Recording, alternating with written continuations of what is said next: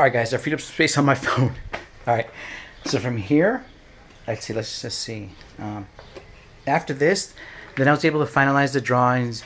You know, I designed it in Fusion 360 because from this box and this, it gave me a starting point of how to design it. Like I actually built the box in Fusion 360, which is the inside, and then I was able to build an outside with this. So it's really cool. It helped me a lot to visualize it. So Fusion 360, guys, love your program Autodesk. Love it. So guys, get on it. And also learn how to sketch and lock that stuff and stuff like that. That's super important. Anyway, so yeah, and and then that was it. From doing all that and then doing the rendering, then I finalized the drawings, sent those off, and submitted the patent, I think in February, March, April, May. So we're 3 months after the patent. So for the past 3 months, I've kind of just been lost. Not that I haven't been lost before, but what it is it's just a phase, because you just saw the 2 phases. The first phase was getting to speaking to the mentors and developing it out till I got to Coleman Center. So that first phase, that first year, was just me kind of fleshing it out a little bit. And then from the second year, from Coleman Center to now, was 13 months. I've well, actually, let's call it one, because 3 months ago, 10 months ago. So for 10 months, I've been working to get to this. And while working at the Realization Lab, you know, it helped me out a lot too, because I started seeing how small these little things could be, these little sensors. So I was like, that really helped me with my patent to make it super strong, where I was like, oh, well, you know what, guys, I'm not a patent attorney, so please dismiss that last comment. But it helped me evolve the idea to be something that could really be beneficial for everybody.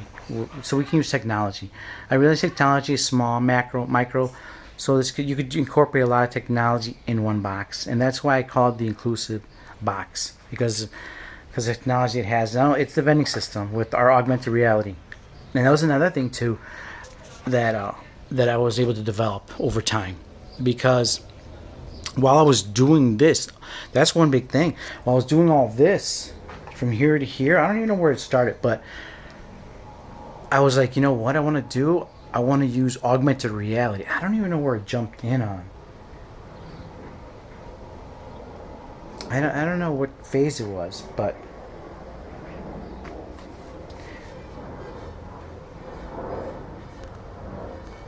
it was after this. It was at this phase, like about, because what I was starting to do research on vending units. And then I start seeing some other stuff other vending units were doing, and I start seeing Asia and what they're doing, and I was like, and that's really, I started taking a lot of cues from what's happening in the Asian countries, and start realizing how they're ahead of us in the technology aspect, and how with Jack Ma, a lot of people aren't familiar with Jack Ma, his Wuhan store. That's just, guys, Google that shit, YouTube it. Maybe I'll put a link here, but it's pretty dope. And just like what they're doing with, you know, it's cashless. It's cashless. Their whole system's cashless. So I was like, let me bring that over here, cashless, because it's going to do 2 things for us: security and more accurate accounting. I mean, that's kind of what I thought. Again, guys, I don't know anything. Okay, so if you're watching, I don't know anything. If you ever hear me speak like I know something, don't believe me, because I don't know shit. This is all first time for me. I don't. Okay, so this is me just learning, and you're watching. This is the journey of me, a kid that don't know shit. Guys, if you don't know shit, if you think you dumb, follow me. See what I'm doing, because it's taking me a long time. So love you guys. And then I was like, okay, yeah, we'll do augmented reality. And I'm like, yes. And then I saw what Shopify was doing, and I was like, damn, Shopify was doing augmented reality. Man, when I was doing research, like, dude, like almost 2 years, like 2 years, bro, 2 years ago. And I was like, yes, that's what I'll do. I'll make it, because a couple things I had to answer for this vending box. People were like, why would people want to come to you? Why would they want to come to you? It's like, why do they want to come to my store? And I'm like, I don't know. I'm like, what the fuck? Make it interesting. I'm like, how do I make it interesting? And then, you know, my daughter was playing the Pokemon thing. And so I saw it. I was like, whoa. And then I would even do it on the street. And it was like, whoa. And I'm like, you know what? And then I saw Shopify. I'm like, let me just put it in the app. I'll just make our app be the store that does that. So that's what it is. That's our vending system. Our vending system is an augmented reality application. You actually get your phone, you point it at the box, like this. Let's see if this is my phone. I point it at the box, and on my phone, the item would show up on my phone, and it could rotate like this in augmented reality, just like this. And you could spin it around, go like this, you go like this, and guess what? Those links would be clickable. Yeah. So guys, that was it. And I was like, that's gonna be cool because people will want to come into the store to try it. That was in my head. That's my thinking. So I was like, because mentors and people you hear like, why, what's your differentiator? What makes you different? Why do people want to come in you? So I had to answer that question, make it interesting. And then I went to DePaul and I met with some people there. I forgot. It was another organization. Well, that was that's when we got. No, now I'm trying to remember. I had met before I went to. Right after the Coleman Center, I went to another organization at DePaul, and we talked about. They started telling me, I started telling them that I'm at the early stages. I'm basically like pre-seed, and they're like, we work with Fortune 500 companies, and I was like, oh shit. But they passed on the story to some of their developers. The developer reached out to me, and they're like, maybe I can share this, but nothing ever came of that. So I was like, all right, fuck it.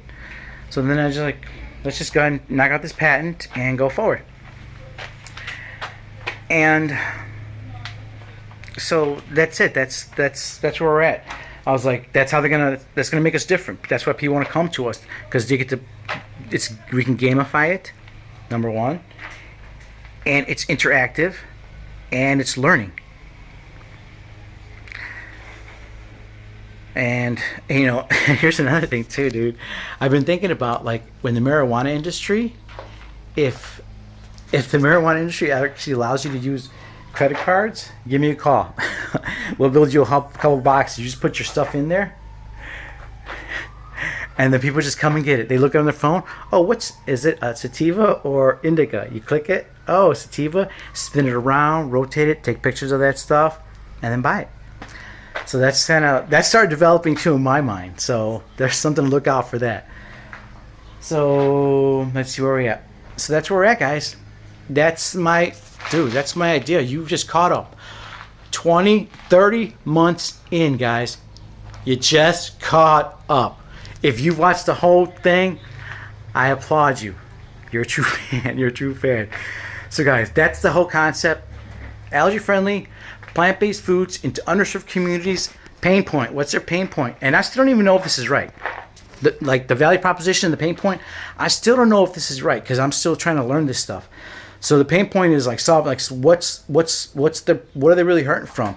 And I was like, health, because my health was bad, and I'm like, that's the pain point. Chronic illness, that's the pain point. And value proposition is trying to alleviate some of those pain points. That's it. So if you guys need comments, or you have anything that can help me, comment below. Let me know, guys. I'm a dumb kid from the south, born and raised on the southwest side of Chicago. Follow me, dude. Check this out. I'm 75 G's in debt. How you like me now?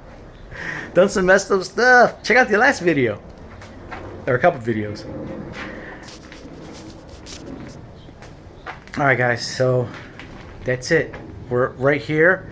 And if you saw yesterday, what I did, I saw a couple videos ago. I made a little box mock-up of how it looks. And I found some styrofoam box in the alley. Maybe I'll make something like that. So I'll show you what I'm gonna do. Is I'm gonna make. So here's how I envision. Let's move forward. Let's see how I envision coming up. Okay, because I had to envision this to this to this. So what do I envision happening? Okay, what I want to do now is create a real world prototype. Now the application, I'm not a app guy, so I can probably learn a little bit of the augmented reality, probably do a little mock-up where I can do a thing and point it and have a scanner sense it and then pop up something on a phone. I can probably make a little mock-up video for that, because I think the next move is actually just get out and get an investor, because I think that's how we're gonna scale. I mean, that's how. Maybe I've been watching too many of these things, like, because that's how I feel a lot of stuff's happening. But here's one thing I do know: it doesn't have to happen that way. So I'm just gonna tell you what I feel. Build out the app, finalize networking, creating the network, because guys, this is a vending machine. That's all it is. It's a big vending machine. Big vending machine. Like, you walk up to an aisle, go to some rice or something, and there's rice, different brands. Well, imagine all of those in a box, and right next to it, you touch it, and you purchase it, and then you walk out. That's it. It's a vending machine. And then when it's empty, and it's going to be a corner store. Guys, I forgot to tell you that. My thing is the corner store 2.0. 2.0. Because when I was growing up, we had little corner stores that fed the communities. If you grew up, I don't know if they're still around. There's a few. I passed a few here and there in Chicago. So those stores would feed the little area, and I'm like, okay. So that's what it's gonna be. My thing's gonna be the corner store 2.0. And why? Because it's gonna have this little machine, man. You know, interactive. You can learn some shit. You know, you can buy your stuff really fast.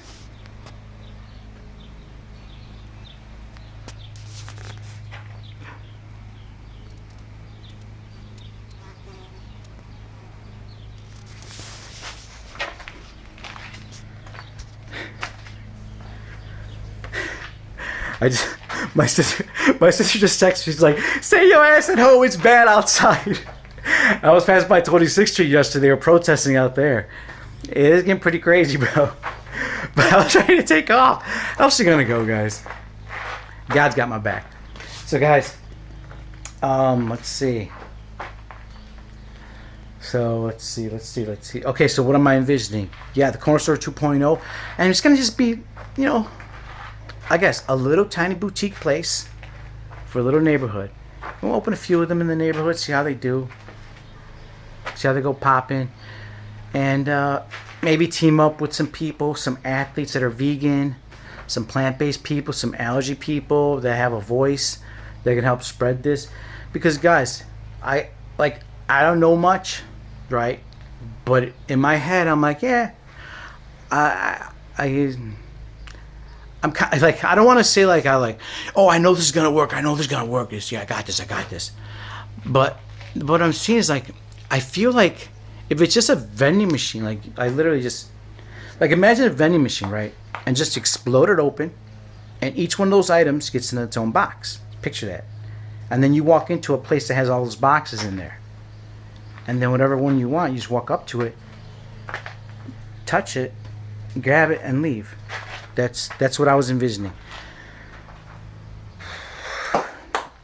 So keep on following, subscribe, let me know what you think. If you watch this whole show, I love you. Thank you. Talk to you soon. Love you. Bye.